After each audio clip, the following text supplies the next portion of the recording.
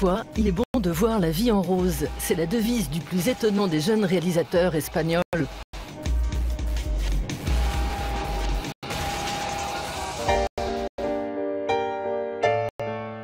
Bienvenue dans le monde d'Eduardo Casanova.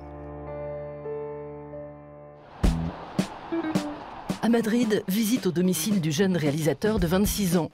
Pour l'occasion, on a ressorti notre pull rose bonbon. Salut, bienvenue chez moi. Entrez.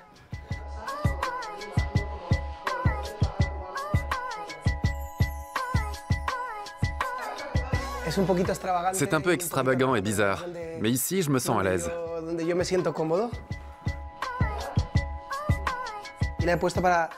J'ai mis ça pour vous accueillir, un film gore de série Z. J'aime les films mal faits. Regardez, il est génial ce monstre. Il ressemble un peu à la reine d'Angleterre. Dans cette vitrine, c'est ma collection d'objets qui ne riment à rien. J'adore tout ce qui est kitsch et très moche. Là, c'est un jeu de cartes avec des photos de transsexuels. J'ai une poupée de Donald Trump. Il est pour moi l'un des plus grands monstres de l'histoire. Et comme j'aime les monstres, il me fallait celui-là aussi.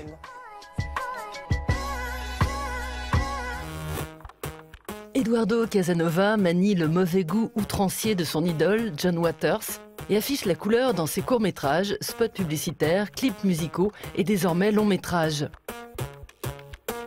Ces personnages, souvent monstrueux, toujours en marge, nous ouvrent les abîmes de l'âme humaine.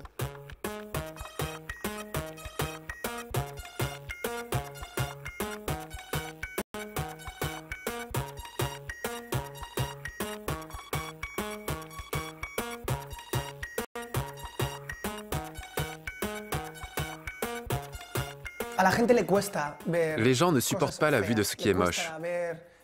Ils n'aiment pas voir les personnes ayant des malformations. Ils n'aiment pas voir la mort. Mais en posant tout ça dans un écrin de couleur rose, ils acceptent de regarder. C'est comme un lubrifiant. Ça les aide à ouvrir les yeux sur ces choses-là. Cette maison vous paraît sympathique parce qu'elle est rose. Mais en regardant de plus près, vous verrez des photos de dictateurs ou de maladies. Et des films d'horreur. Ma vie, c'est ça. Et j'essaie de le reproduire chez moi, mais aussi dans mes films.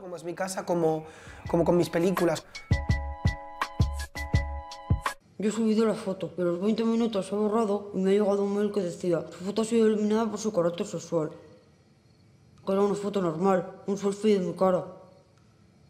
¿Cómo que entonces por qué me la han censurado? Pues porque tengo un ojete en la cara. Las personas que tenemos un ojete en la cara no podemos tener Instagram. Es que no es justo, mamá. No me gustaría a mí haber nacido con el ojete donde lo tiene todo el mundo. Sorti en 2015, le court-métrage Eat My Shit a choqué et fait beaucoup parler de lui. Il raconte l'histoire d'une jeune femme exclue des réseaux sociaux pour cause de système digestif inversé. Un drame en technicolor publicitaire qui permet au réalisateur d'aborder son thème favori, l'exclusion sociale de ceux et celles qui ne correspondent pas à la norme.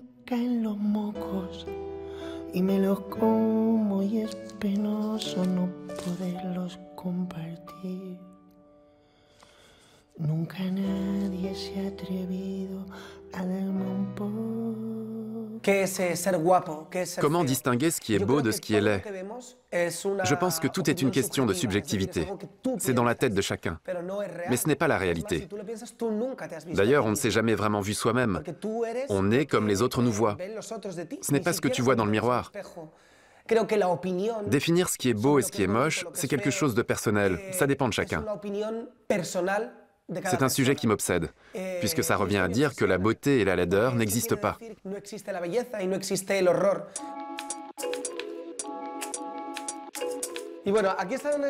Là, c'est une de mes pièces préférées. Je ne l'ai pas tout à fait terminée, il reste des petites choses à faire.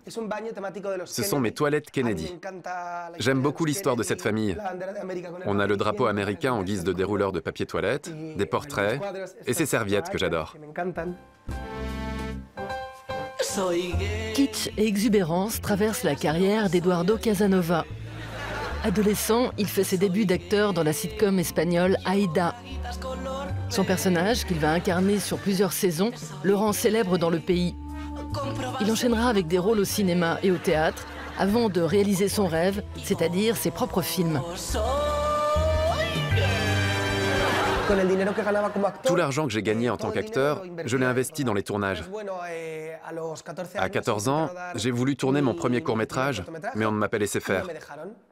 Le titre était « La chatte assassine de Tiesa López ». C'était l'histoire d'une femme qui mangeait les gens avec son vagin. On ne m'a pas laissé faire parce que j'étais trop jeune. Ça a été mon premier grand chagrin, comme quand on perd un être cher. En bas, c'est la pièce où j'écris. Là, c'est mon autographe de John Waters. Je suis un accumulateur compulsif. Je collectionne plein de choses. Je garde tout ce qui m'intéresse, des objets de mes tournages. Je pense que j'ai le syndrome de Diogène. Collectionneur obsessionnel à l'imaginaire inépuisable, Eduardo Casanova a une écriture immédiatement identifiable. Dans son premier long métrage, Skins, les altérités psychologiques et physiques jouent encore une fois les premiers rôles. Et l'ensemble est évidemment un peu plus rose que la moyenne. Le film vient d'être projeté à la Berlinale.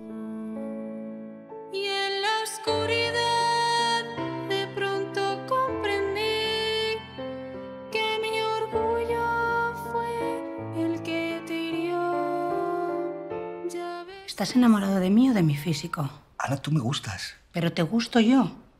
¿O te gusta mi físico? Il me semblait intéressant de creuser ces thèmes et d'en comprendre les enjeux. J'ai beaucoup été influencé par les thérapies que j'ai suivies. Skins, c'est comme aller voir un psy qui va te faire parler encore et encore jusqu'à ce que quelque chose sorte. Las pieles cambian, las pieles se operan, se transforman. La apariencia física no es nada. C'est difficile de faire ce genre de film et d'obtenir des financements. Du moins en Espagne où on ne connaît pas ce genre, ça attire forcément l'attention.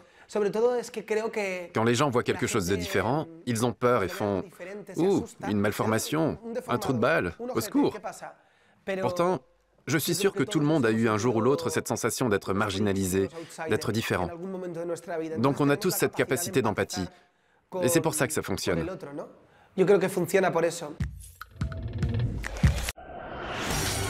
Gospodo i gospođe, dobroveče. Danas novo nismo ništa dobro.